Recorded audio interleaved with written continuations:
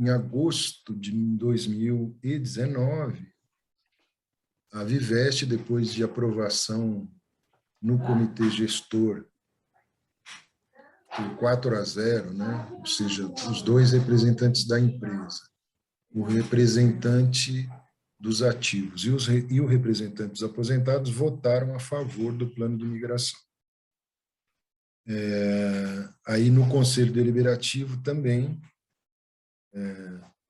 foi aprovado, e em agosto de 2019, a Vivest enviou para a Previc o plano de imigração para análise e aprovação do plano.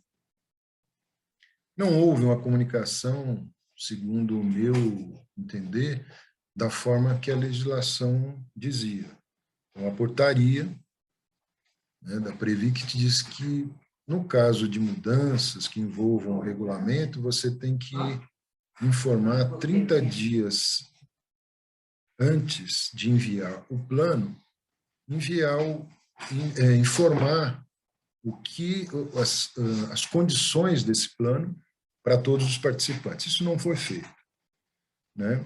Depois eu, inclusive, encaminhei uma denúncia na Previc dizendo que isso não foi feito nos moldes que deveria. Eu disse para ele como é que a Fundação e a Vivest se comunicavam com a gente, né?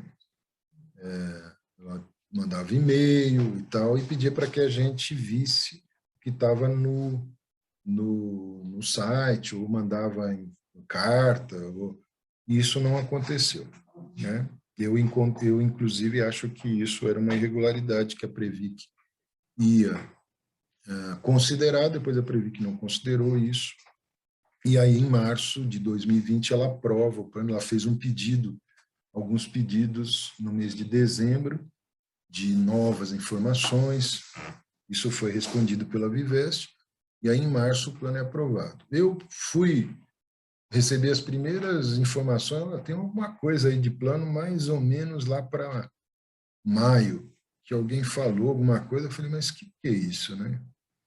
Migração e tal, não entendia absolutamente nada disso. E aí os grupos começaram a ser formados e a gente começou a entender o que estava acontecendo.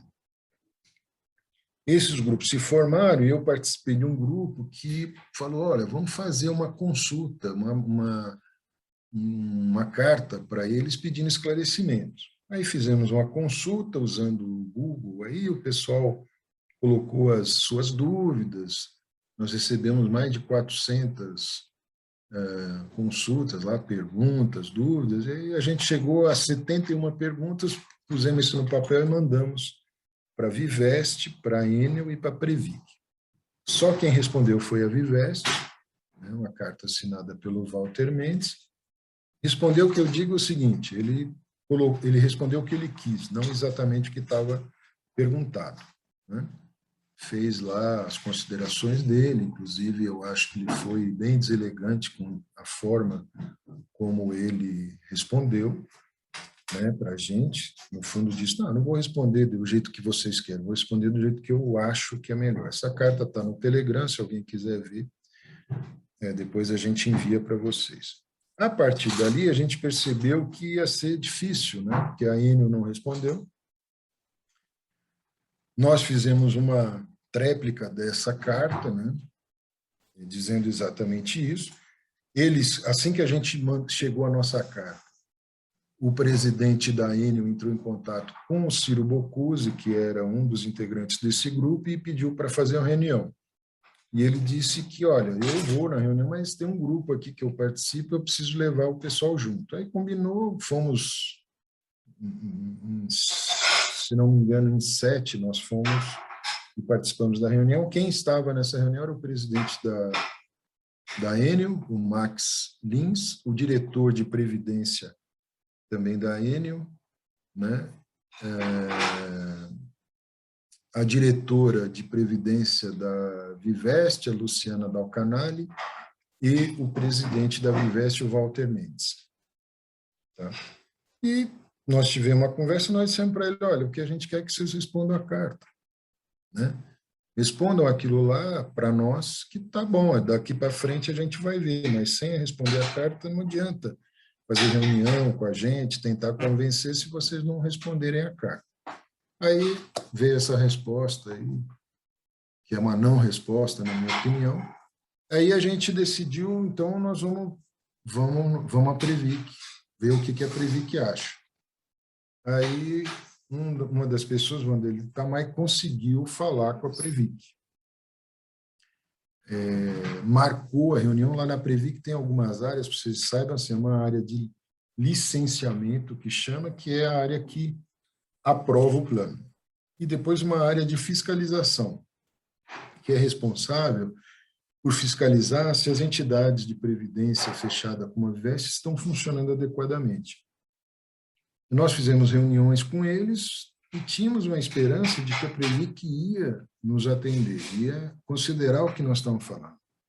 Ao final dessas duas reuniões, nós percebemos que isso não ia acontecer, né? Que eles estavam de acordo com tudo que a Vivest e a Previc estavam fazendo. Bom, aí começa um outro processo, que foi um processo muito difícil, que é como passar isso para todo mundo, porque o pessoal estava em grupos de WhatsApp, em Telegram, e a gente foi, aos poucos, passando essas informações. A gente publicava tudo lá no Telegram. Olha, hoje nós tivemos reunião com o presidente da Vivest, com os diretores, com o presidente da Enel, e aconteceu isso.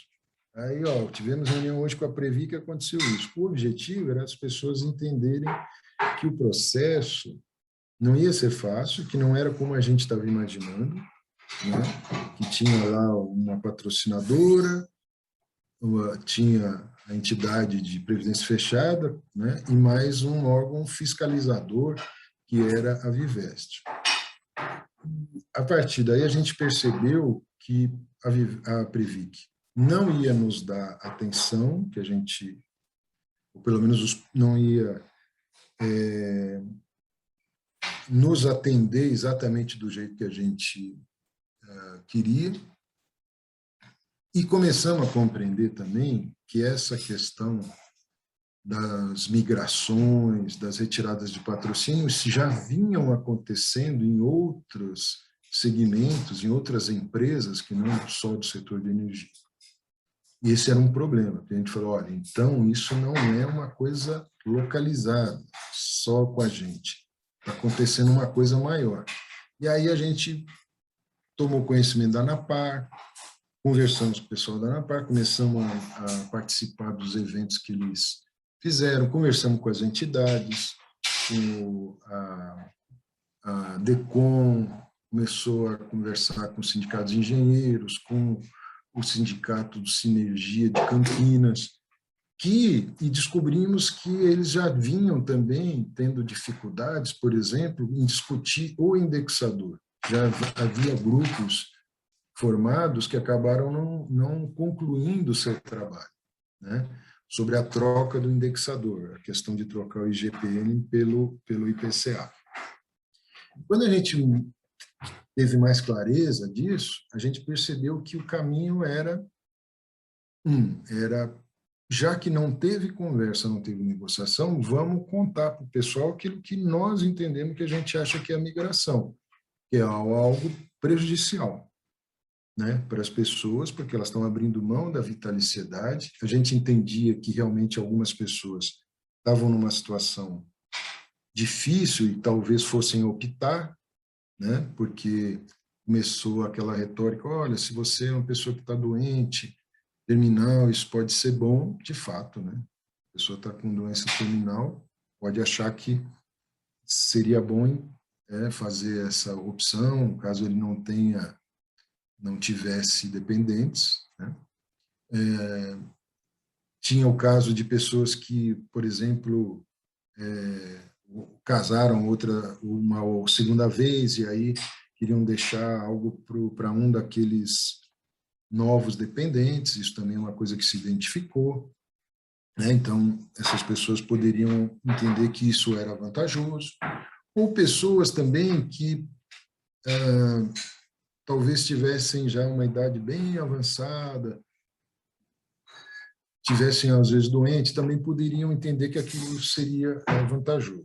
O que a gente sempre colocou é assim, olha, tem um risco com esse tipo de decisão, porque você pode viver muito mais do que você está imaginando, né? E os custos, quando a gente vive mais, aumentam muito na saúde, medicamentos e tal. Então, a gente colocava essa questão, questionava muito se quem permaneceu, quem resolveu não migrar, não estava sendo prejudicado em função da retirada de patrimônio, né, do plano, né? Nunca ninguém respondeu afirmativamente, né? Mas agora começam a aparecer outras afirmações. O pessoal falava, ó, um plano que tem 13 bilhões de patrimônio, se tiver 10 bilhões, não vai sofrer nenhum problema.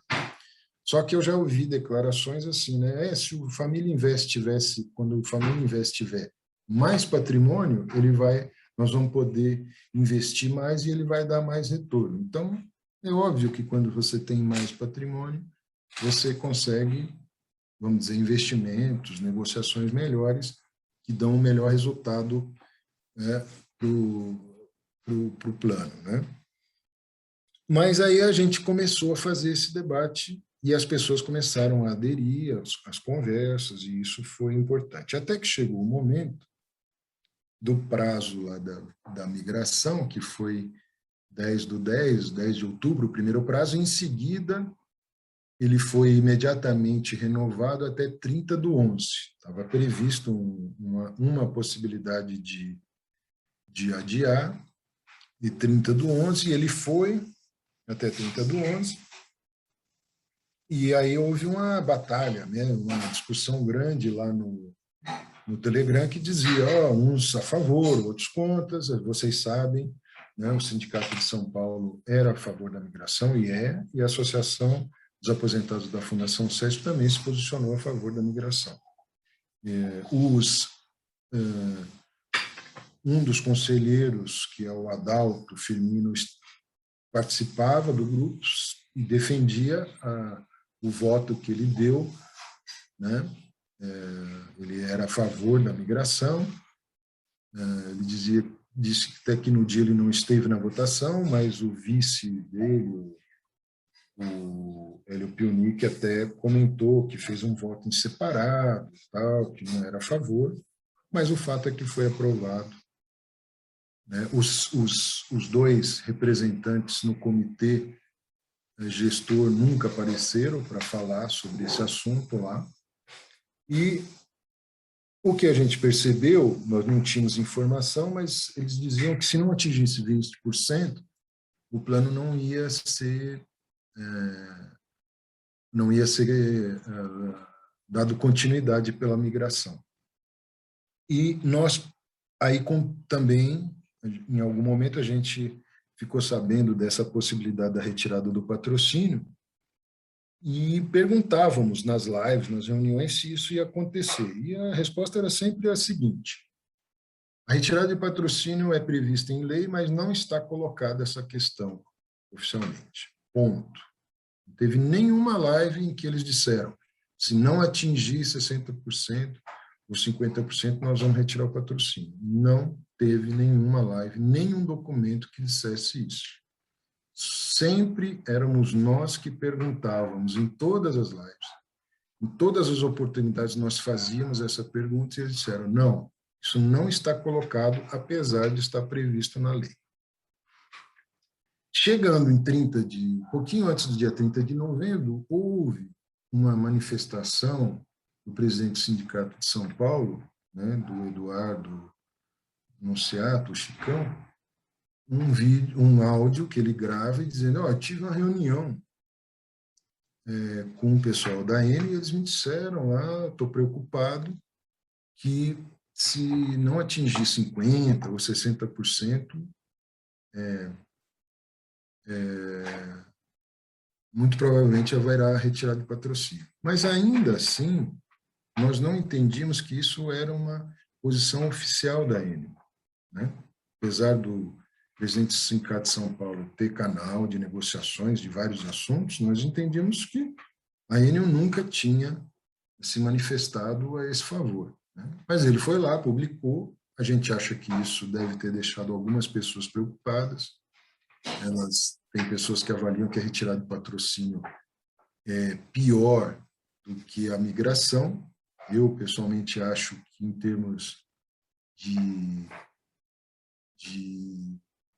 RMI, nunca a migração vai ser melhor do que a retirada do patrocínio, né? É óbvio que eu não gosto da solução de retirada do patrocínio, porque ela unilateralmente rompe com uma questão que é a renda mensal vitalícia, que isso é um direito nosso, que nós aderimos a esse plano, e depois, ao pedir a concessão, quase que todos devem ter, que estão hoje no plano, devem ter transformado aquele recurso em renda mensal vitalícia, então isso é ruim. Mas a retirada do patrocínio é algo em que você está abrindo mão da renda mensal vitalícia, diferentemente a migração, a migração você está abrindo mão da retirada da renda mensal vitalícia. E na retirada do patrocínio, não. Isso é uma decisão unilateral da patrocinadora. Portanto, a minha opinião é que, no final das contas, se de fato, se a retirada do patrocínio se efetivar, os valores que a gente vai receber, nós precisamos saber como é que a renda mensal vitalícia a qual nós temos direito vai refletir na RMI. Né? Porque uma coisa é você usar uma tábua que diz, você vai morrer com 83. A minha pergunta é se a gente não morrer com 83, morrer com 90. Como é que isso vai estar refletido na retirada na RMI nossa? Mas essa é uma discussão que vai ter um momento para ser feita. Né? O próximo ponto que eu queria dizer para vocês foi o pacto. O que foi o pacto? O pacto foi uma iniciativa de 14 entidades que, vendo que houve a migração na Enel e que começava um movimento para fazer migrações, troca de indexador, foi feita um pacto entre essas entidades para dizer o seguinte, olha, nós queremos, a nossa proposta é negociar integralmente as questões do plano, não em separado. Nós vamos chegar, migra numa empresa, troca o indexador em outra, aí daqui a pouco vem uma retirada de patrocínio. Nós não queremos isso. O que nós queremos é sentar e negociar globalmente tudo, todas as questões que envolvem os planos. E, se esse for o caso, fazermos um aditivo ao acordo lá em 97 que deu origem ao WhatsApp, que fez o saldamento, né, do plano, quando foi criado o BSPS e depois o plano misto BD e CD, de contribuição de benefício definido e contribuição definida, que existia até março de 2020. Então, esse foi o objetivo. Demorou alguns meses para fazer essa negociação. Ela foi uma negociação assim que demorou um pouco, porque não havia 100% de concordância com todos os pontos. Por exemplo, a grande maioria das entidades foi contra a migração. Havia entidades que foram a favor. Então, teve que negociar isso no pacto.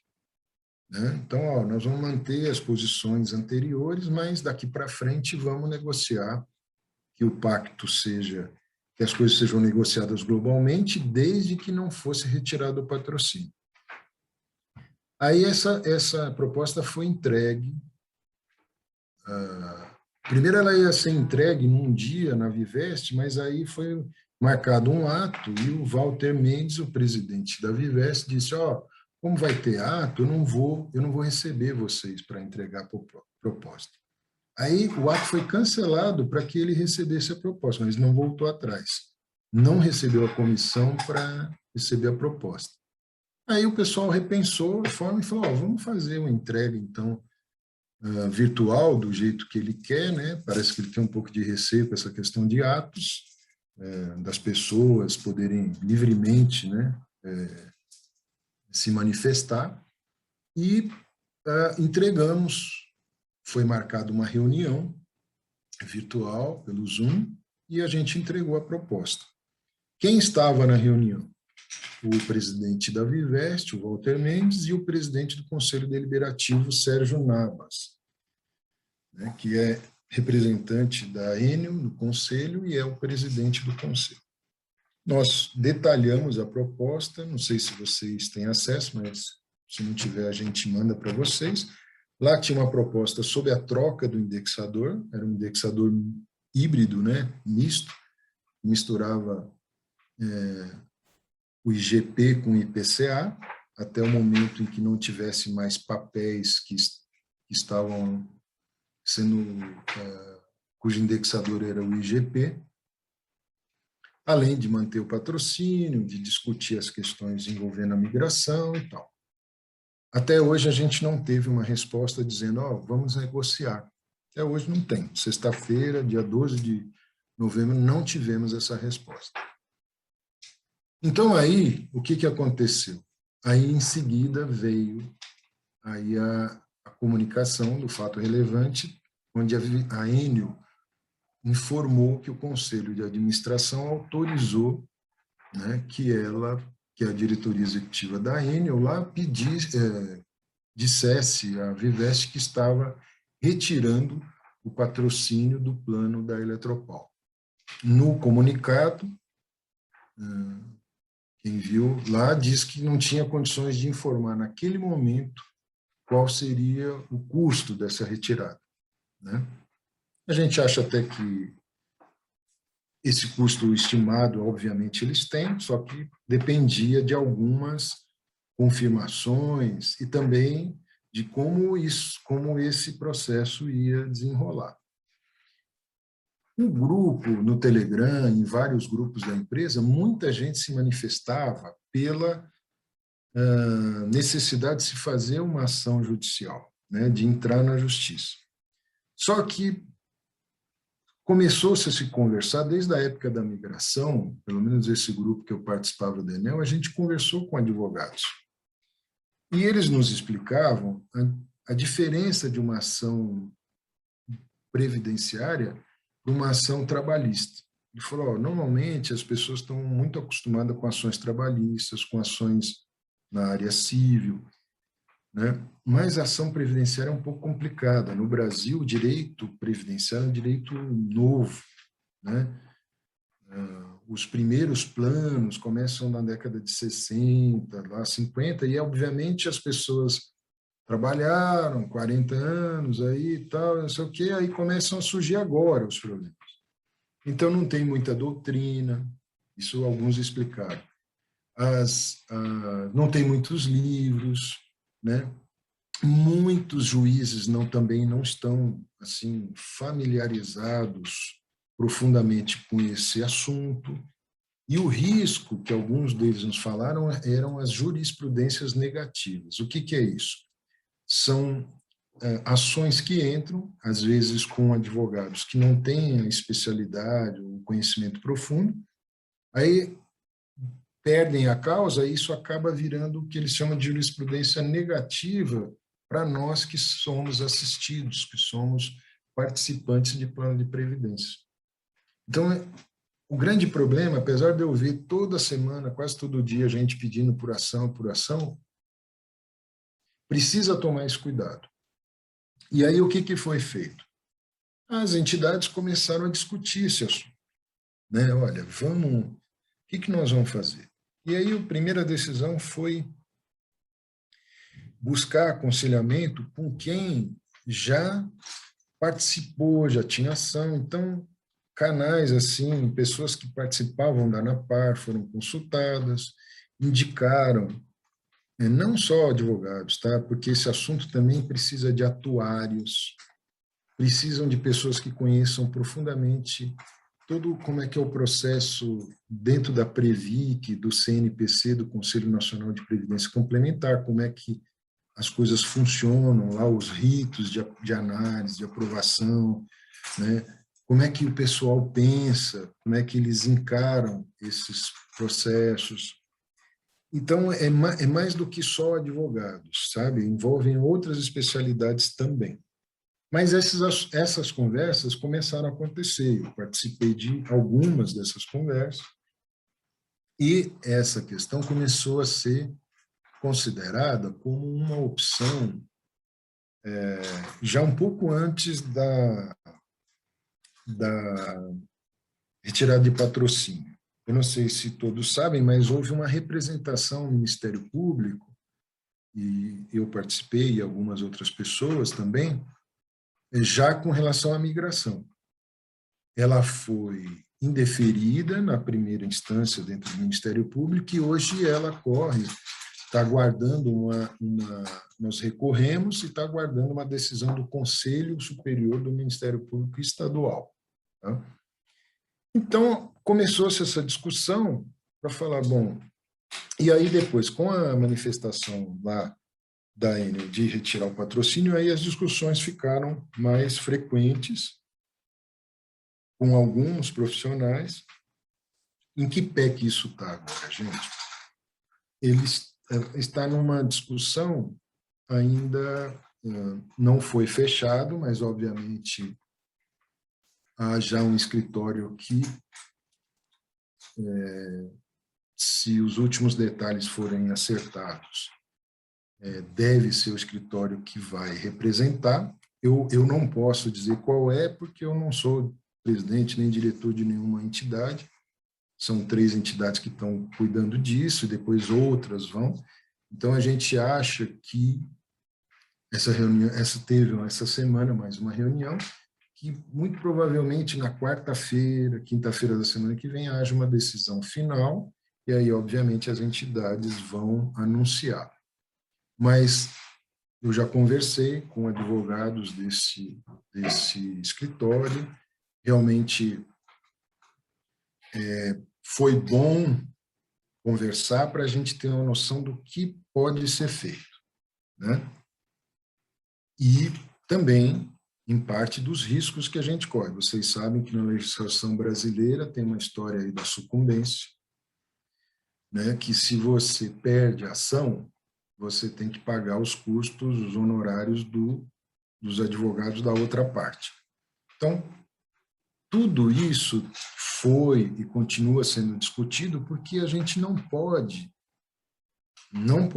vamos fazer, que dizer para as pessoas, nós vamos, sim, vai ser aberta uma ação e vai dar tudo certo e tudo. Não, nós temos que ser o mais realista possível. O que é, para mim, ser realista? Dizer, há essas opções, elas são remotas, ou elas são possíveis ou são prováveis da gente vencer, usando determinada tese. A gente não quer abrir, se realmente for contratado e formos fazer, como eu acho que vai acontecer, não queremos abrir muito a estratégia antes do advogado entrar com a ação. Mas, gente, a gente sabe que na hora que entrar, aí a gente vai poder discutir mais livremente, porque aí vira público, né? Não é um segredo de justiça que vai se usar. Mas até lá, obviamente que tem uma certa surpresa e uma certa tendência a não se abrir todos os detalhes da tese que vai ser apresentada, né? Lá na petição inicial, não sei se é exatamente esse o nome do documento, mas que ela vai dar entrada, né? O que eu posso dizer para vocês, assim, que eu fiquei muito bem impressionado com a proposta que foi feita, porque ela não trata apenas, assim, dos advogados que vão cuidar disso na primeira instância, né? Como esses processos podem chegar até instâncias superiores, já tem a previsão de escritórios que trabalhem na segunda instância, que trabalhem no STJ e, eventualmente, se for até o STF, que trabalhariam também na ação. Achei muito bom isso, porque a gente já sabe que são escritórios conceituados e que atuam sempre na defesa de participantes e de aposentados. Tá? Essa também foi uma coisa que a gente cuidou de olhar para ver se eram escritórios que estão sempre atuando a favor de participantes e de aposentados, né? A gente sabe que é livre a escolha dos escritórios para quem eles vão trabalhar, se para a empresa, se para as entidades de previdência fechada, né? Mas a gente achou que era melhor ter esse cuidado de avaliar.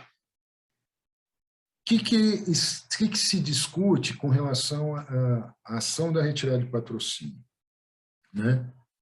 É acompanhar o processo, discutir pontos da resolução número 11, que é a resolução que trata da retirada do patrocínio. Se vocês viram lá a live da Cláudia Ricaldoni, ela faz um comentário sobre essa resolução, que é uma resolução que podia ter sido mais avançada em relação aos direitos dos participantes, mas que, infelizmente, ela teve uma limitação nesse ponto.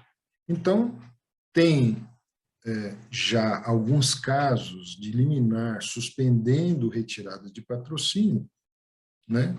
E o que eu entendi da conversa que a gente teve até agora com vários especialistas? Que o processo é um pouco isso, né? Se discute alguns pontos, também acompanha o processo da retirada, porque enquanto a gente está conversando aqui, todos os dias a Vivest está trabalhando no que vai ser o tal termo de retirada. Esse termo de retirada é o documento que já nos disseram que é muito complexo. Uma pessoa como eu não tem condições de avaliar sozinho, não tem condições, porque ela trata de questões atuariais, trata de questões de dívida, trata de todos os pontos relativos de cálculo de RMI, ela vai tratar tudo. Esse termo de retirada está sendo feito desde o dia 27/8, um dia depois do anúncio da retirada. Então, já tem quase 3 meses que eles estão trabalhando com isso. Havia um primeiro calendário que foi publicado pela Vivest, no dia 3 de setembro, se não me engano, que ela dizia, em janeiro vai para o comitê gestor e em fevereiro para o conselho deliberativo. Depois, no final do mês, a diretora da Vivest, numa nova live, publica um outro calendário, já sem o comitê gestor, só com o conselho deliberativo. Por que fizeram isso? A gente não sabe, mas depois a gente vai. Então tem que acompanhar esse processo, né, para saber se ele está indo direito, para nós termos informação nos termos do que a legislação diz que tem que nos informar, e depois tem o processo dentro da Previc, na hora que ele vai lá para dentro, né? Então, foi muito bom conversar com esses especialistas que entendem muito de como funciona a Previc, com advogados, né, com economistas, com atuários, que nos deram uma visão, mesmo que parcial, por causa da nossa limitação de conhecimento, sobre possibilidades, sobre riscos, mas coisas que eu não achava que pudessem acontecer, eles disseram não, toda a legislação que existe, ela sempre tem algum ponto que nós consideramos que ela não é adequada, que ela é falha. Então, nós temos que discutir essas questões. E é isso que eles vão fazer, né? Se a gente, de fato, fechar, como eu acho que vai acabar acontecendo na semana que vem, com esse escritório, que tem uma série de especialistas lá, né? E o bom, gente, assim, vocês também devem saber, já há decisões liminares de suspensão de processo de retirada de patrocínio, tá? Isso eu não sabia, mas já tem no Brasil casos desses. Então, o nosso, se acontecer também, não é o primeiro. E, obviamente, que esse processo não é de interesse só dos aposentados da Enel. Todos, eu tenho conversado com muitos aí, aposentados de outras empresas que são patrocinadoras aí de planos na Vivest. Todos estão interessados nesse assunto. Eu acho que tem alguns de vocês que também não são só da Enel, né? São de outras empresas. E também, gente, não é só o interesse dessas empresas de energia aqui do estado de São Paulo. Também já conversei com outras pessoas, sabe, bancários, petroleiros, tal, que estão interessados nisso. Né? Já me falaram, olha, se realmente vocês obtiverem sucesso, se vocês abrirem uma ação e obtiver sucesso, começa a cristalizar na justiça uma história que precisa ter cuidado com esse negócio de retirar patrocínio, porque há compromissos que foram feitos há muitos anos atrás e que, de alguma forma, apesar da retirada de patrocínio estar prevista na legislação, se ela acontecer, ela precisa acontecer, né, de uma forma que não prejudique os participantes e os assistidos. A outra questão é que os nossos planos têm nossos planos têm, vamos dizer assim, algumas jabuticabas, né? Algumas coisas que é a renda mensal vitalícia, né? Que precisa ser discutida, né?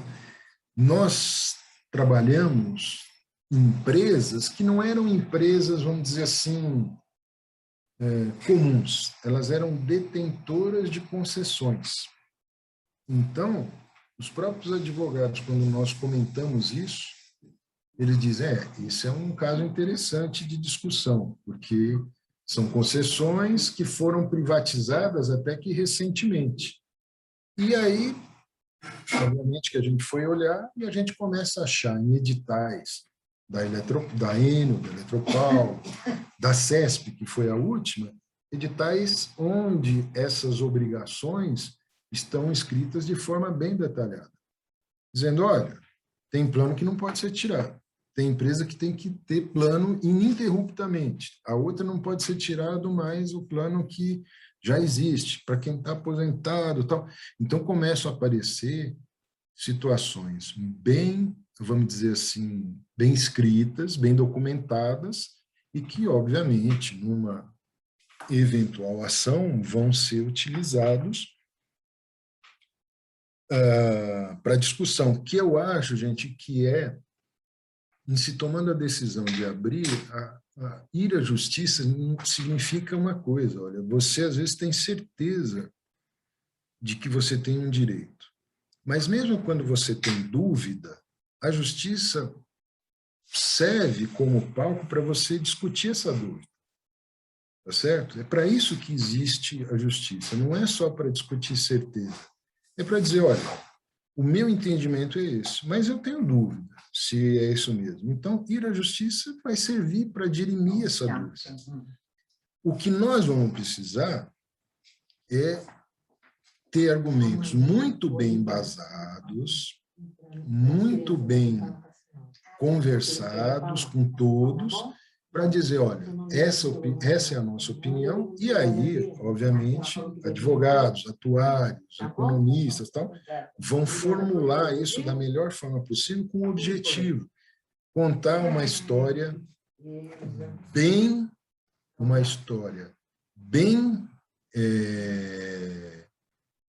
embasada para a justiça.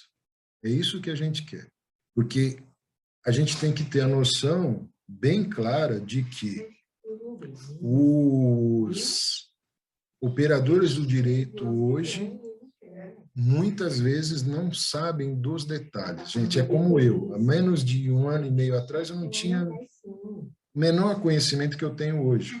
Isso acontece com o juiz também. Então, nós vamos ter que ter competência para mostrar para a justiça assim, olha, nós queremos discutir esses pontos, né? Porque nós temos dúvida do que estão fazendo com a gente. Retirar patrocínio nas nossas condições é correto? É correto fazer isso? Tudo que foi assinado, tudo que foi feito de 20 anos para cá ou mais, né, desde 98, vai tirar o nosso patrocínio e vai acontecer o quê com, por exemplo, a questão vitalícia, né? Se soubermos contar isso direito, a gente vai fazer. A gente vai conseguir mostrar que a gente tem vamos dizer, razão nos nossos argumentos. Agora, alguém está privilegiando usar o artifício da retirada do patrocínio e ir à justiça antes de negociar? Na minha opinião, não. Na minha opinião, a gente, durante mais de 1 ano e meio, em várias oportunidades, a gente pediu para negociar, né? Ou através de entidades, ou através de cartas, ou fazendo reuniões. A gente sempre pediu. Infelizmente mesmo, nós não recebemos nenhuma sinalização de que isso ia acontecer, né? Então, a opção de ir à justiça é uma opção que a gente tem que avaliar com muito cuidado, né? Mas a gente não pode descartar. Por quê? Seria a gente não querer discutir um direito que muitos de nós, eu não estou dizendo que todos nós que estamos aqui hoje, concordemos exatamente em todos os pontos, mas muitas pessoas que eu conversei entrarão na justiça independente de se a gente vai fazer uma ação coletiva ou por uma entidade. Já teve gente que disse, Fernando, eu estou aguardando, mas se essa coisa não sair, eu vou fazer. E aí eu acho que a gente tem que ter esse cuidado, porque encarar também sozinho uma ação dessa, né, é mais complicado do que fazer ela de forma coletiva. Porque, obviamente, quando você chega sozinho lá, é uma coisa. Agora, chega numa ação onde tem lá atrás 10 mil pessoas, óbvio que isso tem um impacto para quem está julgando, né, diferente. Né? O juiz vai falar, mas quantos são aqui? São 10 mil pessoas, deve ter umas 40 mil pessoas que diretamente dependem da sua decisão. Isso é importante, apesar da previdência complementar não ser um direito universal, diferente da outra, da previdência oficial, ela impacta uma quantidade de gente muito grande no país, né? Então,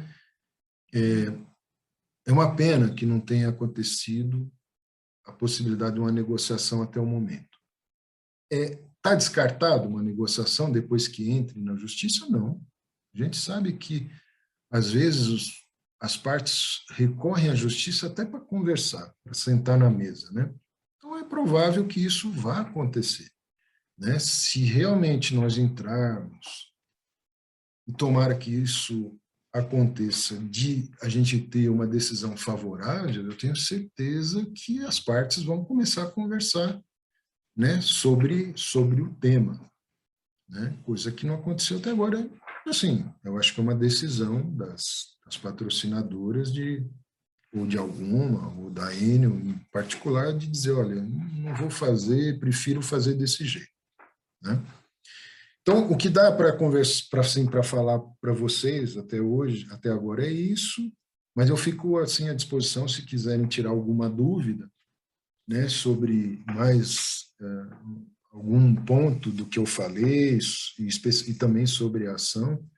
O que eu souber eu posso falar para vocês, e o que eu não puder revelar agora, porque isso vai ser revelado se tomarem a decisão e vai ser pelas entidades, aí eu digo para vocês, aguarda mais alguns dias aí, que aí as entidades vão comunicar isso oficialmente para todos. Tá bom? Então é isso. Meninas, quem tiver dúvida pode levantar a mãozinha, desativa o microfone e pode perguntar. Estejam à vontade. Bom, antes de mais nada, eu gostaria de agradecer essa conversa, essa oportunidade de deixar as coisas assim mais mastigadas e mais visíveis para a gente, né? Então, isso é um conforto. E eu acho, essa é a minha opinião pessoal, ainda mais embasado em todo esse histórico que você nos trouxe, e se a gente não fizer nada, não entrar, dado que ela não quis negociar nada até o momento, se a gente não entrar na justiça, eles vão fazer, vai ser o melhor do mundo para eles, né? Vão fazer as contas do jeito deles, vão decidir do jeito deles, e a gente só vai lá para assinar o papel, né? Então, eu acho que é isso mesmo. A gente tem conquistas aí garantidas, conquistas lá atrás, coisas assinadas, documentos, e a gente tem mesmo que, historicamente, inclusive, enfrentar, dando o que deu, mas não vamos entregar isso de mão beijada, né? Então, só tenho a agradecer. Muito obrigada. Helena, eu acho que eu penso como você, tá bom, Helena? Eu acho que é um direito assim que eu vejo assim de todo mundo ter divergência e tem muita, sabe? Helena e todas que estão aqui. Essas discussões, elas não são, esse resumo que eu fiz, ele não é um resumo assim de que todo momento estava tudo tranquilo, ao contrário. Eu participei já de vários grupos lá na migração, agora eu participo aqui na parte também da retirada de patrocínio, e as discussões são muito intensas, tem muita divergência de como encaminhar. A única coisa, duas coisas são comuns. A gente não quer que ninguém tenha a ilusão de que é uma coisa fácil. Isso a gente não quer. A gente sabe que vai ser uma batalha grande, né? Pode demorar muito tempo, pode ser muito complexa, pode ser cara. A gente sabe, infelizmente, acessar a justiça no Brasil é caro, né? Mas é como você falou, tem pessoas, e eu espero que a maioria, no final, na hora que tudo seja comunicado, que o grupo de especialistas, advogados, atuários possam explicar o que vai ser feito, que as pessoas consigam refletir com informações concretas e, vamos dizer assim, precisas, né, se querem ou não, né, participar disso. Porque, de fato, eu costumo dizer assim, a renda mensal vitalícia, são poucos os brasileiros que têm isso. Em geral, são aqueles que conseguiram a previdência oficial e depois pessoas como nós que trabalhamos em organizações que tinham como estratégia de até recrutamento, de manter o pessoal, de patrocinar esses planos. Então, é um bem tão valioso essa história de ter uma renda mensal vitalícia, e é também verdade, eu vou dizer, é uma distribuição bastante diversa. A gente tem desde pessoas que ganham 2, 3, 4, 5 mil, até quem ganha mais de 20 mil. É verdade isso também, porque um tinha um cargo, o outro tinha outro cargo, aí um fez mais contribuição voluntária, o outro fez menos. Então, é bem diverso, é bem diverso. Tem uns que aposentaram antes da privatização, que tinham a formação do valor era diferenciada, depois isso mudou e tal. Tem uma série de coisas que fazem esses valores serem muito diferentes. Mas eu já falei para quem ganha 2 mil, e já falei para quem ganha 70 mil, e já falei para quem ganha 20 mil.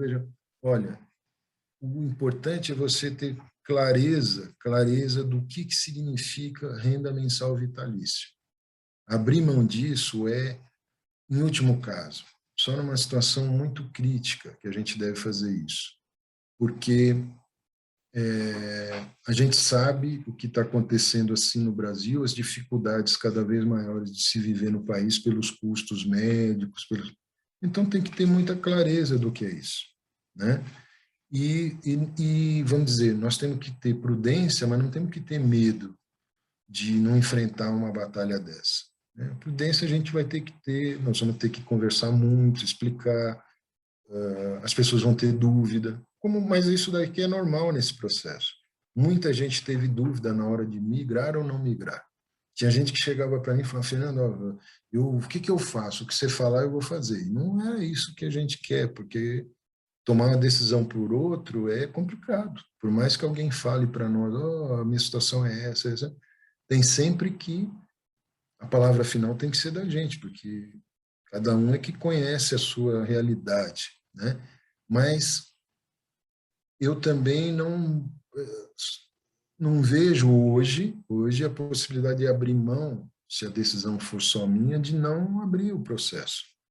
Porque a outra opção é deixar elas correrem exatamente como a patrocinadora e a Vivest quer. E isso eu não concordo, né? Pessoalmente, eu não concordo. Eu quero ter a possibilidade de tirar essa minha dúvida, do que se eu acho é o que de fato deve ser feito. Então, como o processo de negociação até agora não se efetivou na prática, talvez ele possa acontecer na hora que a gente tome a decisão, se for tomada, de abrir de fato esse processo.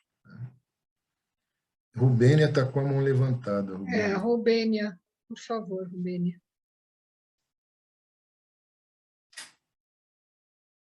O microfone, você tem que ligar o microfone, Rubênia. Desculpa. Boa noite, Fernando.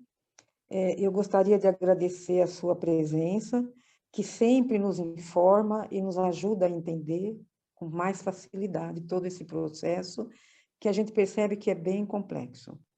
E também eu gostaria de estar perguntando sobre a entrada, né, na justiça sobre esse processo, porque muitas entidades, por exemplo, o sindicato, já vi, e também ali dos aposentados, lá do Buzico, daquela associação lá dos aposentados, a AFC, eles falam que só vão dar entrada depois que a Previc já der a determinação dela. E eu li alguns, inclusive advogados, dizendo que se deve entrar antes, porque depois que a Previc der a decisão, dificilmente isso vai poder retornar.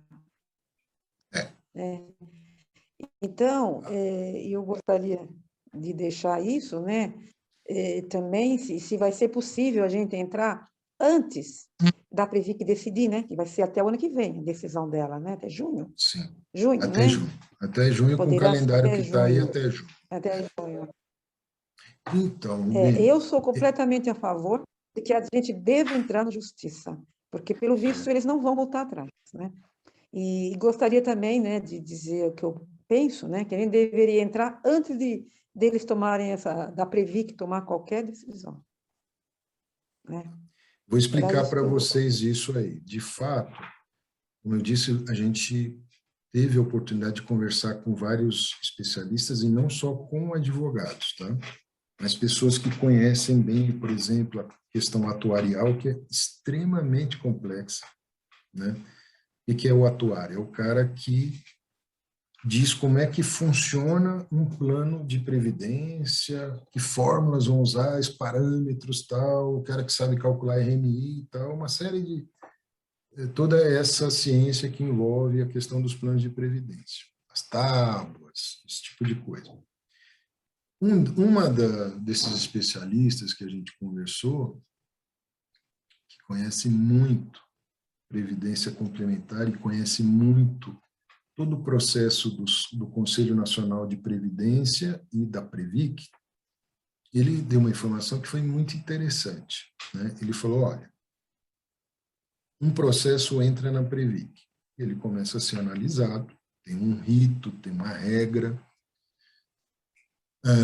Normalmente, é muito difícil um processo que entra e é aprovado assim da primeira vez, porque às vezes faltam informações, então as informações são de correção ou de mais informações são pedidas, né? Mas ele colocou um negócio que eu achei interessante, eu vou dizer para vocês o que eu entendi. Ele disse o seguinte, se houver uma ação na justiça, o mesmo objeto de um processo que está dentro da Previc, a Previc suspende a análise do processo, porque ela não quer dar uma decisão que depois possa ser diferente do que a justiça deu. Então, ele disse o seguinte, é óbvio que a estratégia da equipe que vai cuidar da ação, né, ela pode decidir entrar imediatamente, esperar um pouco, e tal, e tal.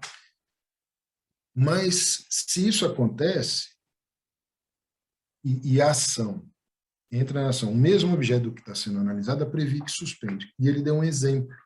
Olha, tinha um caso, ele falou, não vou citar as partes, mas é um caso real.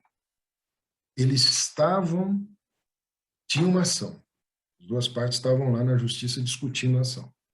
Uma delas recorreu à Câmara de Conciliação. Tem uma Câmara de Conciliação no âmbito do Conselho Nacional de Previdência, né, no âmbito lá da Previc. E aí a Câmara disse o seguinte, olha, nós analisamos desde que vocês retirem a ação na Justiça. E explicaram, porque senão nós podemos tomar uma decisão e depois isso contraria, então não dá para fazer as duas coisas ao mesmo tempo. Entretanto, no nosso caso, tem essa questão do calendário, né? Que a Vivest deu. Tem aprovação em fevereiro, depois em junho deve já provavelmente terminar. É óbvio que aquele calendário é assim a visão mais otimista do processo. Se tudo der certo, corre daquele jeito. Mas ali não está previsto, por exemplo, se uma parte entra na justiça e ganha e tem uma decisão favorável. E, obviamente, aquele processo, aquele calendário já não consegue ser observado do jeito que ele foi colocado. Eu, com o meu pouco conhecimento que tenho, acho que quanto mais cedo entrar, melhor. Porque aí o processo já começa a ser discutido na origem, né? Antes mesmo de entrar lá. Mas não há impedimento, né? Eventualmente, se no outro caso aí tivesse já na Previc, de se entrar com a ação.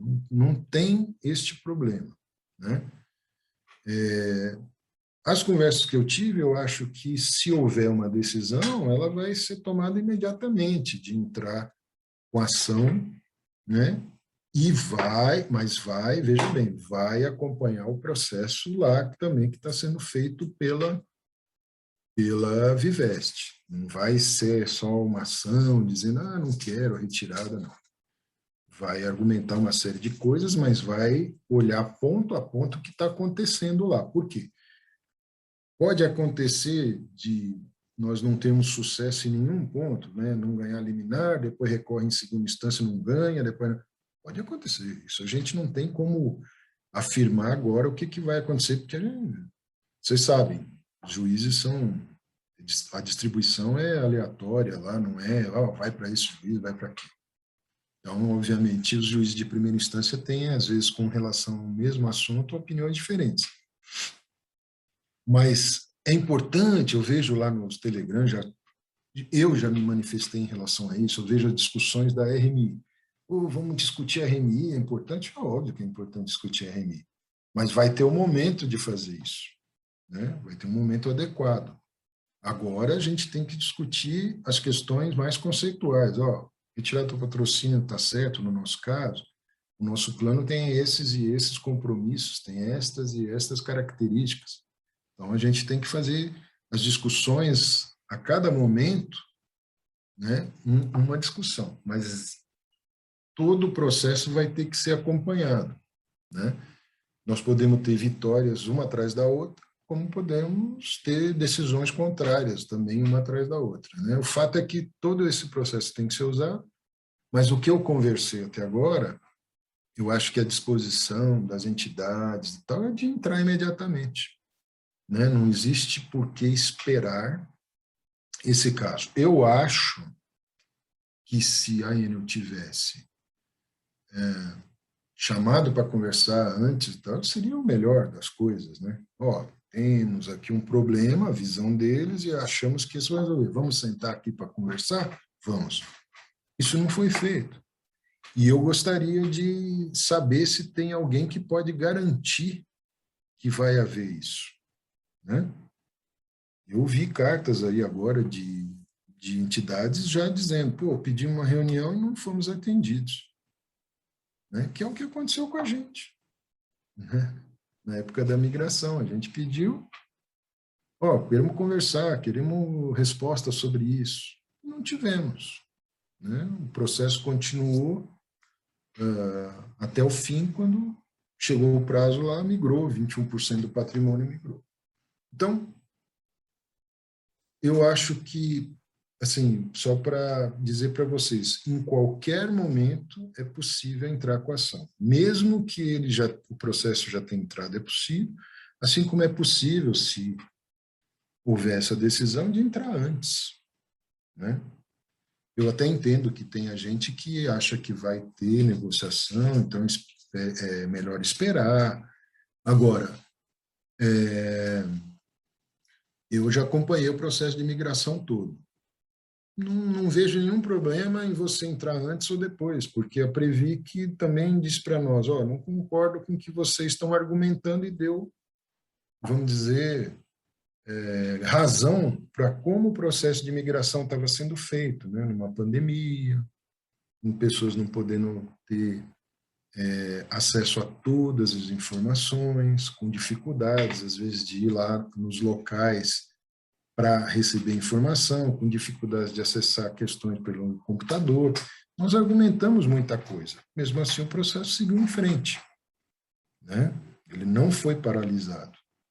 Então, eu não vejo por que agora ele será, né? A menos que, de fato, aí não diga, ó, então é o seguinte, antes de levar lá para o... Ela pode brecar o processo agora? Pode. Antes de mandar lá para a Previc, a Enel pode dizer a Vivest, ó, dá um tempo aí. Segura um pouco que eu vou, de fato, negociar com as pessoas. Seria ótimo isso acontecesse. Mas eu acho difícil, em função do histórico que a gente teve nesse 1 ano e meio. A Valquíria está com a mão levantada. Valquíria, ativa. Pode falar. Oi.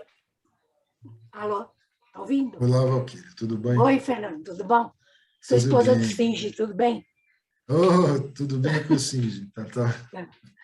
Eu queria ter uma dúvida. A Pois não. gente tem, vamos entrar com esse processo.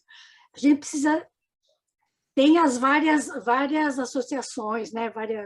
A gente precisa ser associado a alguma delas, e como é que a gente vai ficar sabendo, como é que a gente vai entrar nisso? E tem outra dúvida também, que não é para mim, mas é para uma amiga minha.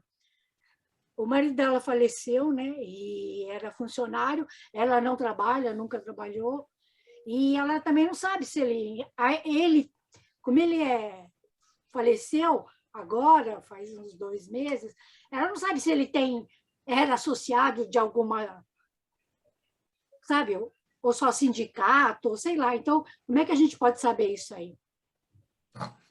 É o seguinte, olha, vamos começar pela segunda, que eu acho que é um pouquinho mais fácil. Ela já está recebendo como pensionista, não tá, Valquíria?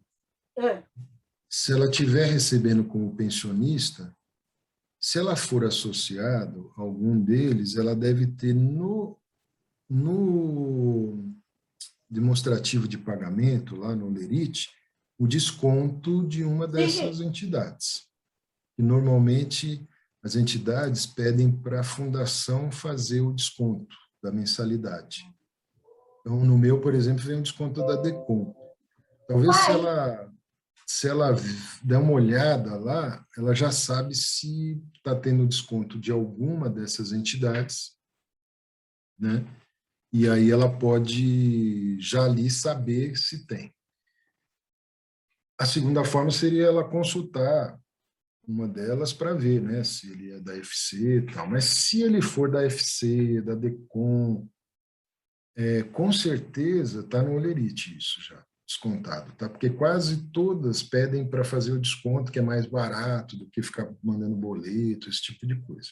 Então, essa seria a primeira sugestão minha. Depois, a gente teria que perguntar, né, para eles. Se você quiser mandar o nome da pessoa, eu pergunto para o pessoal da DECOM, né, depois dela olhar o Olerite e falar, eventualmente não está lá. Eu acho muito difícil, mas aí a gente pergunta da DECOM se ele é filiado ou não, tá? A primeira pergunta sua, para participar, vai ter que ser filiado? olha, as entidades, eu acho que gostariam que todos fossem filiados, tá certo? Mas essa é uma conversa que não está batido o martelo ainda. Por quê? Porque a grande maioria não é filiado a ninguém, né? Eu sou filiado à DECOM e à ANAPAR. Mas isso a gente vai, na hora da comunicação, tudo isso vai estar esclarecido, né? Como que vai funcionar. Porque qual é o principal problema? É a forma de arrecadar o dinheiro, né? Essa é uma coisa que eu estava falando para vocês. Vai custar, não vai ser barato, seria barato assim, nós temos na Enel 10 mil aposentados pensionistas, nas outras tantas empresas deve ter mais uns 25 mil, então se todo mundo contribuir, seria baratinho, mas a gente sabe que isso não vai acontecer, tem gente que não vai poder contribuir, tem outro que não quer, aquela confusão que a gente tem nesses momentos. Então, a discussão sobre se vai ser associado ou não, ela vai ser na hora que a gente vai comunicar isso aí, vai ser uma decisão das associações, mas a gente acha que até não seria, vamos dizer assim, vamos conversar com eles, né, sobre a possibilidade de deixar essas pessoas decidirem ao longo do tempo sobre a filiação, né?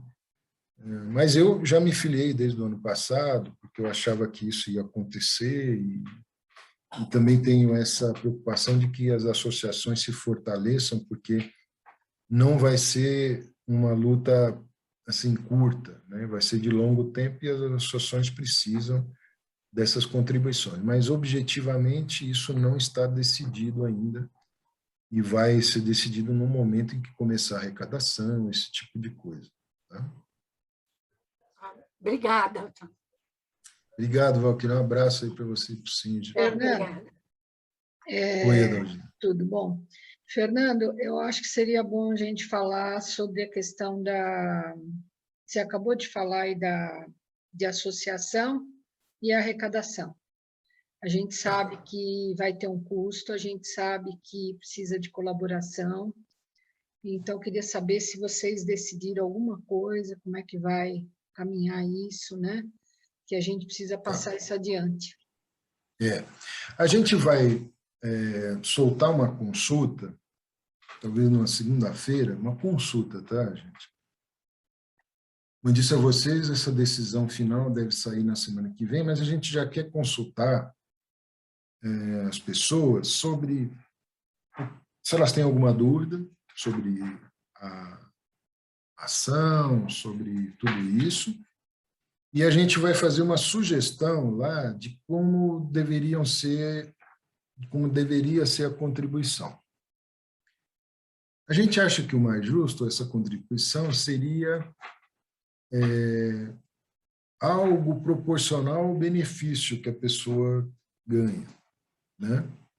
Mas de livre, vamos dizer, decisão de cada um, inclusive quem quiser, quem não puder doar, não doa, quem puder doar mais do que vai estar sugerido lá, faça isso. Então, a gente vai fazer essa consulta para começar a mapear como vai ser o comportamento do pessoal nessa hora. E talvez o da Enel seja até o mais difícil de fazer, né, porque a gente vai fazer com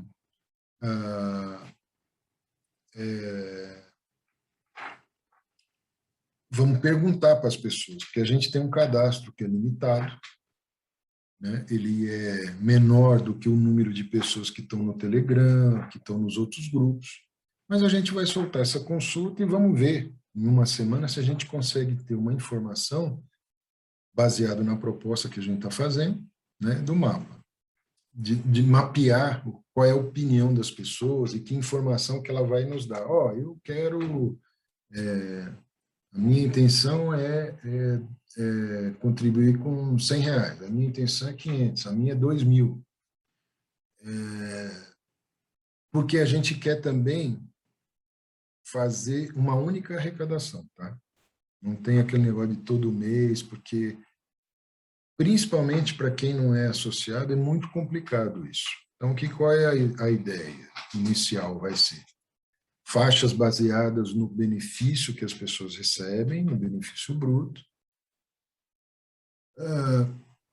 Estamos bolando um jeito de ninguém identificar quanto cada um ganha, tá? Nós estamos discutindo aqui como apresentar, porque se a gente quer fazer por benefício, mas se apresenta o benefício e uma taxa associada, quando a pessoa responde, pode ser que a pessoa fique, mas o cara vai saber quanto que eu ganho. Não é essa a intenção nossa.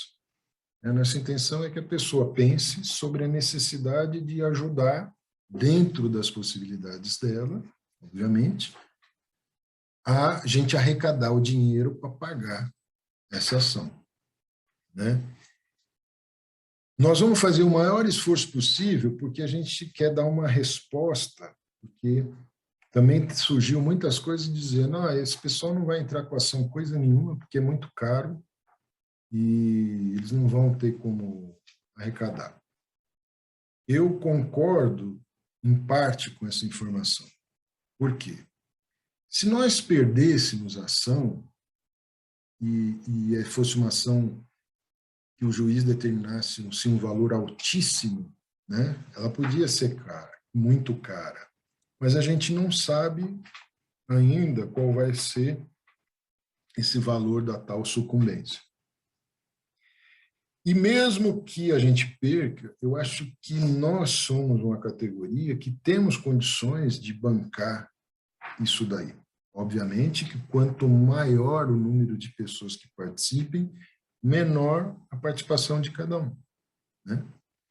E é dado uma demonstração de que a gente sabe que isso tem um custo, mas que a gente, nos cotizando, vamos ter condições de pagar, né? Nós não somos uma empresa que tem muito dinheiro, nós não somos uma própria fundação, que o dinheiro que está lá também é nosso, né? Mas já que a gente discorda da forma como as coisas estão feitas, na forma e no conteúdo, né, dessas coisas, eu acho que a gente vai ter que dar uma resposta grande. E aí eu estava, então, objetivamente, vai ser feita uma consulta essa semana, em que a gente vai fazer uma proposta de arrecadação. Já está acertado que essa proposta é uma única parcela, né? Que são valores que a gente acha que são bem razoáveis, né? Mas que a gente vai deixar em aberto para aqueles que não puderem contribuir, ou para os que puderem contribuir com mais dinheiro do que aquilo que a gente está propondo, isso seja possível para todo mundo, né? Então, ela vai mais ou menos nessa linha, tá? E aí a gente vai esperar as respostas e depois vamos apresentar lá para as entidades e falar, nós fizemos uma consulta, deu aqui 500 respostas e o que a gente mapeou foi mais ou menos isso. Então, vamos ver se é isso mesmo que dá para a gente lançar e aí depois a gente vai, havendo a decisão de fazer a ação, aí a gente faz uma proposta definitiva, aí tudo certo, vai ter uma conta, vai ter um comitê com o nome das pessoas divulgado que vai fazer a gestão desse dinheiro.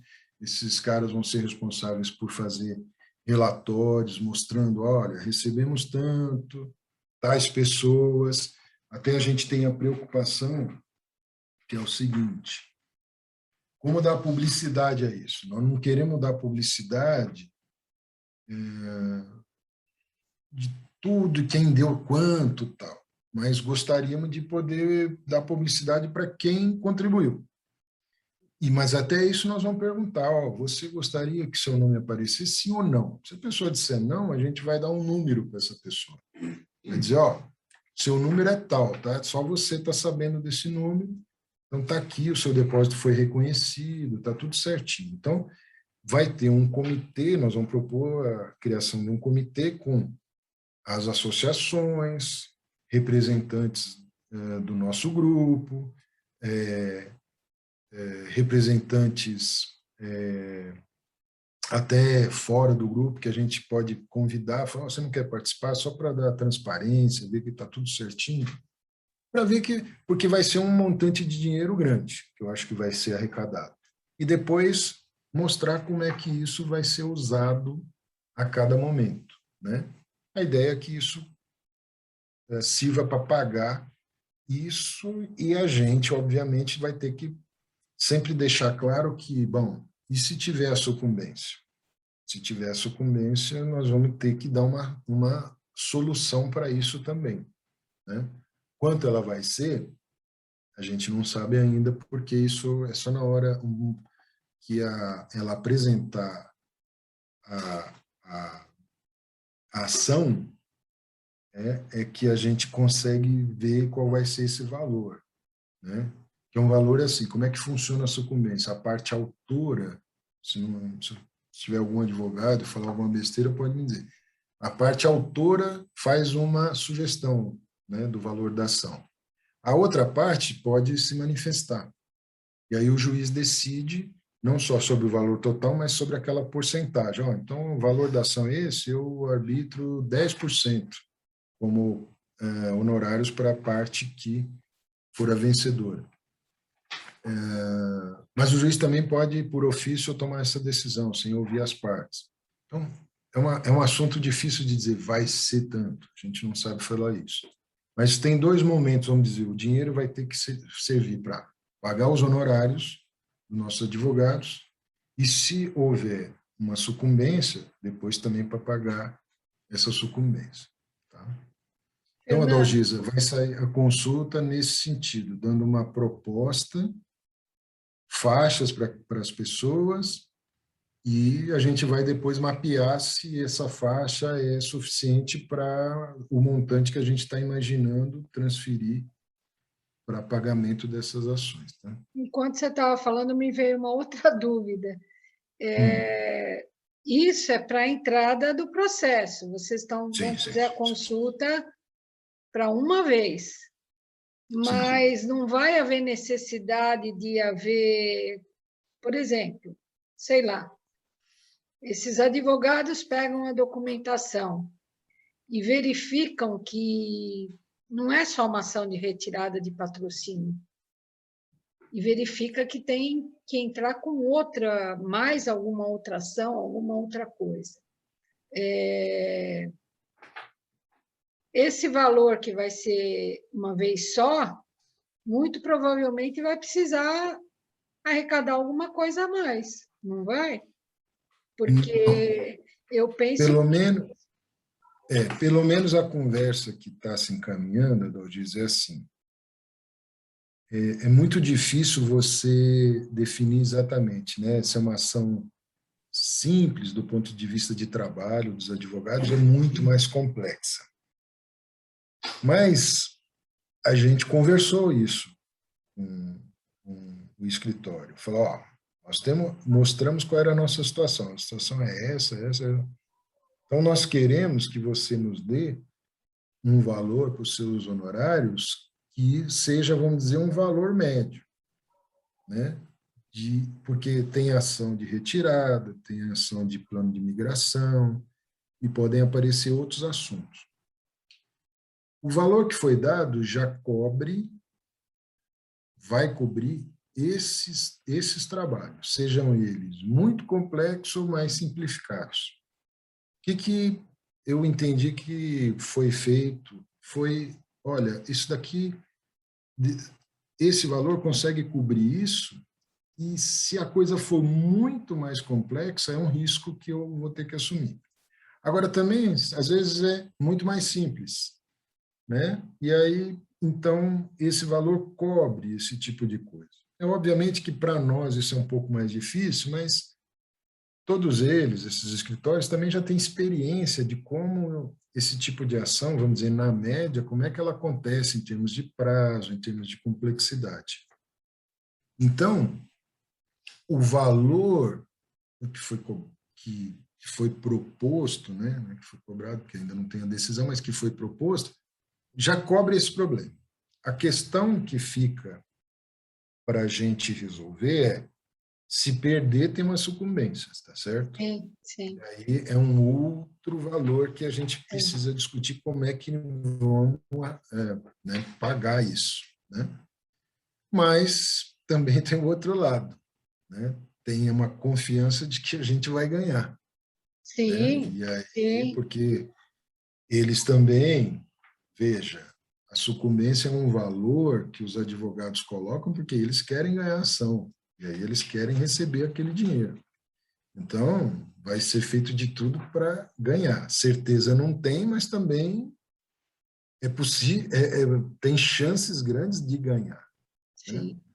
Então, essa questão da sucumbência é uma questão difícil de discutir, de definir, e vai ser muito cuidadoso na hora do anúncio, tá? De ser feito o anúncio para tratar com bastante clareza, né? Nós já tivemos discussão até o seguinte, pô, mas será, se a sucumbência fosse assim, por absurdo, o valor do patrimônio do plano, 9 bilhões, e aí o juiz diz que é 10%, aí dos 9 bilhões vira 900 milhões.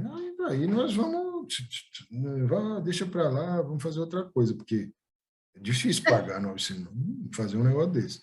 Mas não é por aí. A gente sabe que os juízes também são pessoas que vão ter bom senso na hora de... Né? E ela mesmo vai dizer, ó, então aqui entidades, mas quem está pondo a mão no bolso é a turma, né, meu? Que essa turma é que vai pagar. Então, eu acho que vai chegar a uma coisa razoável, mas, obviamente, vamos dizer, perder uma ação dessa, de fato, levou 3, 4, 10 anos, perdeu, a gente vai ter que dar uma solução para isso daí. Falou, obrigada, Fernando. Bom, Elisa?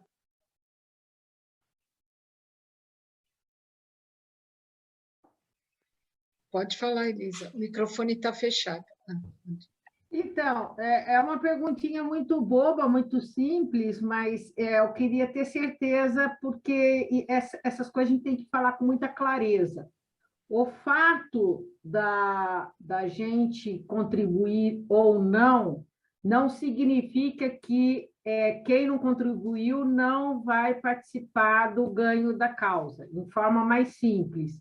É uma ação onde os indivíduos entram e só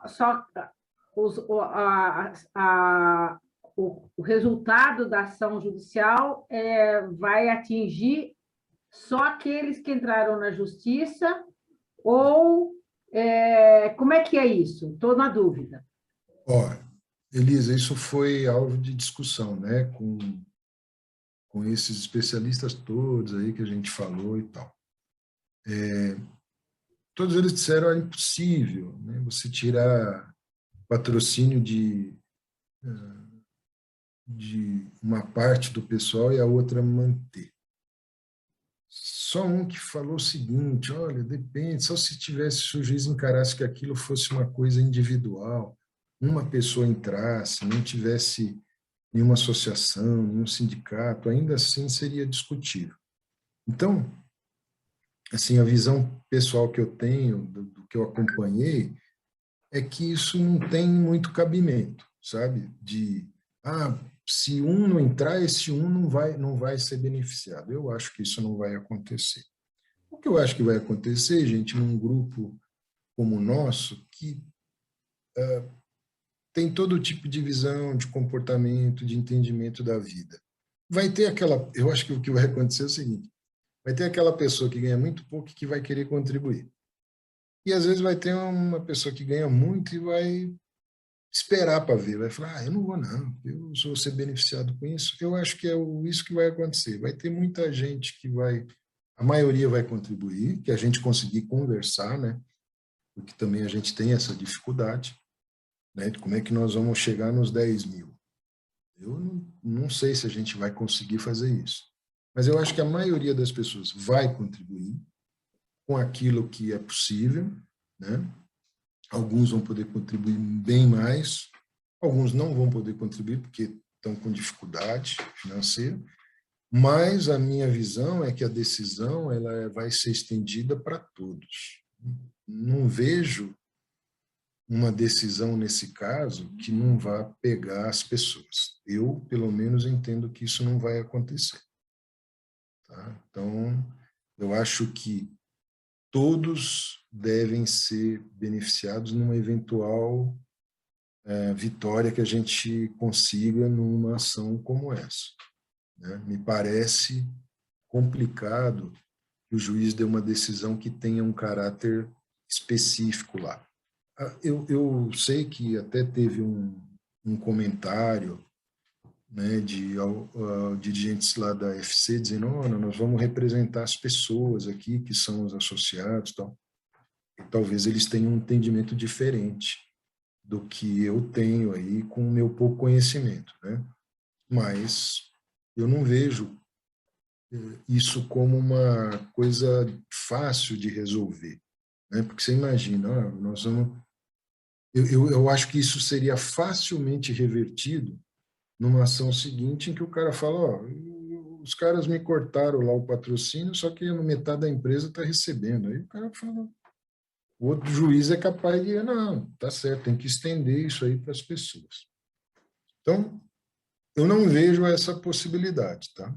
Mas tudo isso, esses pequenos detalhes estão sendo pensados e na hora que tiver essa live com o escritório e tal, a gente vai ter que perguntar, sabe? Se o pessoal não perguntar, a gente já vai colocar no roteiro para essas questões serem esclarecidas, né? Porque elas são fundamentais, porque senão a pessoa fica sem saber o que é isso, pô, como é que é esse negócio da sucumbência, se eu entrar, como é que vai ser, se eu não entrar, como é que vai ser.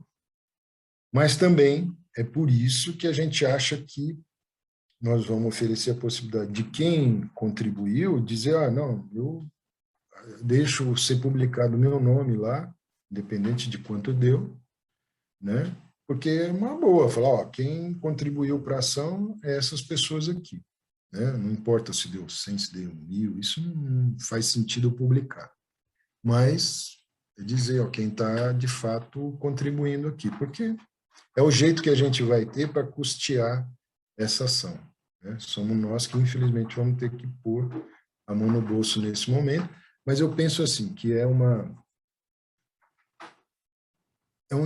na falta da negociação, é a opção que nós temos, e é um dinheiro bem investido na medida, né, do que a gente pode perder, né, se, de fato, o patrocínio for retirado ou for retirado sem a gente participar desse processo, dizer o que deve ser RMI, como é que a vitaliciedade vai ser refletida nessa RMI, né? Então, acho que a gente tem que tomar cuidado com isso aí. Fernando, alguém mais tem pergunta? Não, eu estou preocupada com o horário. Nós falamos que... Não pode, fica à vontade, viu? Não tem. Se alguém mais tem alguma pergunta... Não tem problema. Senão a gente vai... Inclusive, se depois tiverem mais perguntas, Elisa, Logisa, podem mandar, a gente vai respondendo. À medida do que a gente também vai sabendo, a gente vai passando as informações, tá? Beleza.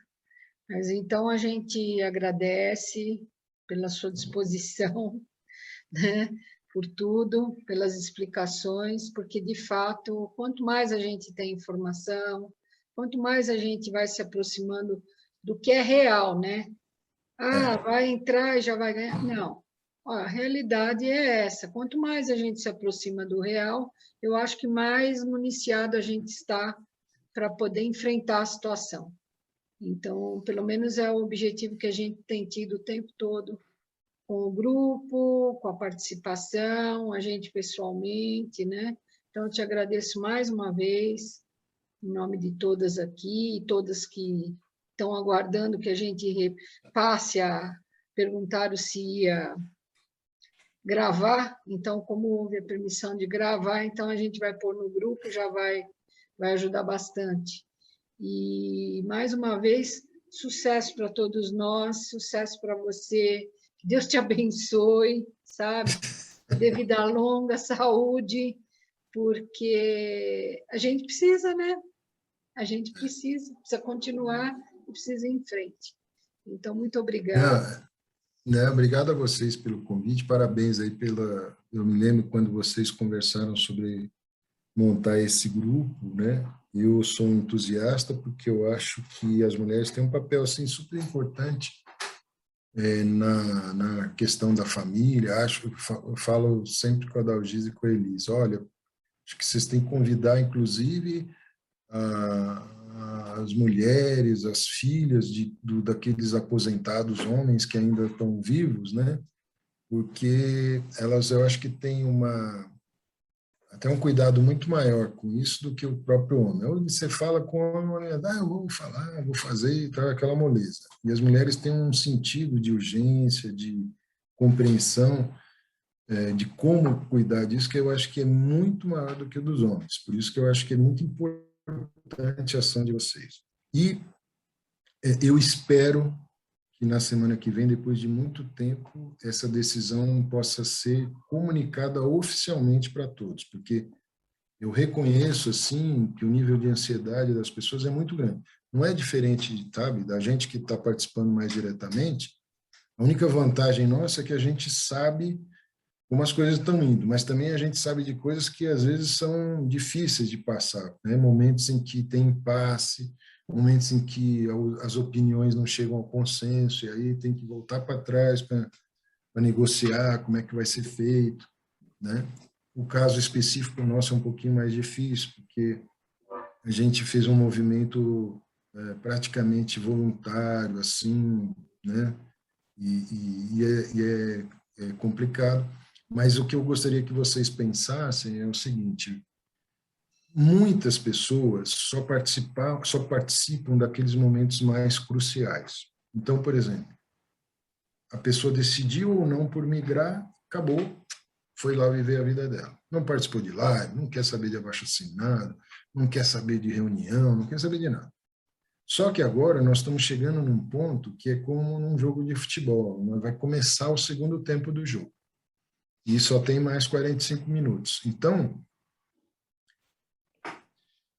a hora que chegar a hora de dizer, ó, vai ter mesmo, as condições serão essas, o que eu peço para vocês é que vocês nos ajudem a achar as pessoas. Nós temos hoje um cadastro de 1.000 pessoas, tá? Mas nós temos 10.068 aposentados e pensionistas. E temos mais, se não me engano, 400 ou 500 entre ativos, autopatrocinados e coligados que estão no plano. Então, seriam mais ou menos 11.000 pessoas. Nós precisamos achar essas pessoas, porque elas terão que ter o direito de, né, participar ou não dessa ação, mas elas precisam saber. E a gente tem essa dificuldade. Então, vai precisar de uma ação de todos nós no seguinte sentido: ó, eu vou atrás de 10 colegas meus. Eu vou ligar para eles. Se alguns deles já estão sabendo, ótimo, mas eu quero ligar para 10 que não estão sabendo, que não sabem da ação, ou que ouviram falar de um negócio que chama retirada de patrocínio, mas não estão achando que isso é tão importante. Pode ter muita gente que está achando que retirada de patrocínio é voluntário também. Você adere ou não, por alguma razão. Já ouvi todo tipo de história, né? Estava contando para a Dalgisa um colega meu que a filha dele me achou no Facebook, colega nosso lá.